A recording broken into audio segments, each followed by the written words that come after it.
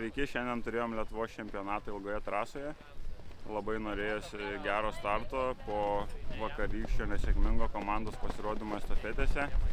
Tai vakar atlikau namų darbus, susipažinau su žemėlapiu, kadangi nebuvom konkurencingi, šiek tiek pasitaupiau šiandienai. Trasa buvo labai įdomi, miškas buvo švaresnis nei tikėjausi, iš po vakar buvau susidaręs nuomonę, kad reikės brautis, bet tikrai buvo vietų, kur buvo galima bėgti ir bėgti greitai.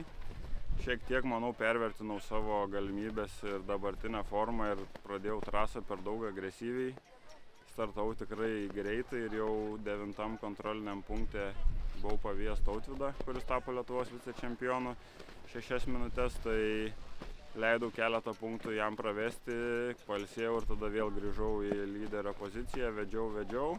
Ilgą punktą sėkmingai pasiėmėm, keletą punktų toliau pravedžiau ir tuomet padariau klaidelę. Tikėjausi, kad punktas bus griovos apačioje, nepažiūrėjau legendos ir nusileidau į apačią, Tautvydas pasiėmė punktą ir nubėgo.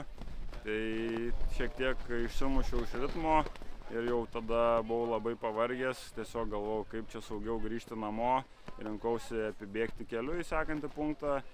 Ir tada dar vienas punktas buvo slidus, šiek tiek padariau klaidelę, nors bėgau gerą kryptimi, tačiau nebesuskaičiau realybės, nebetitiko man realybės su žemėlapiu, tai nusprendžiau pagrįžti atgal nuo upelio ir saugesnių variantų iš naujo pasiėmiau punktą.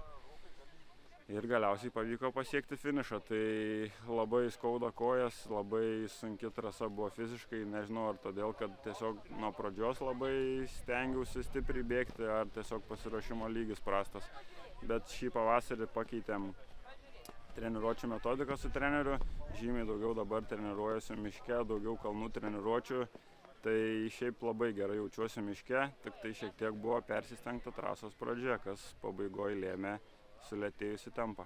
Trasa pilnai atitiko ilgos trasos reikalavimus, tai ačiū varžybų ir trasų planuotojams. Ilgas punktas buvo labai įdomus, buvo galima bandyti tiesiai bėgti, buvo galima iš kairės, galima iš dešinės, 3 variantai, tai super. Buvo dar keletas ilgesnių punktų, buvo ir paprastų punktų, tokių pereinamųjų tarp ilgų punktų, tai klasikinis ilgos trasos planavimas. Manau, trasa suplanuota labai gerai. Atitiko ilgos trasos visus reikalavimus. Ačiū Smilgiui už gerą darbą.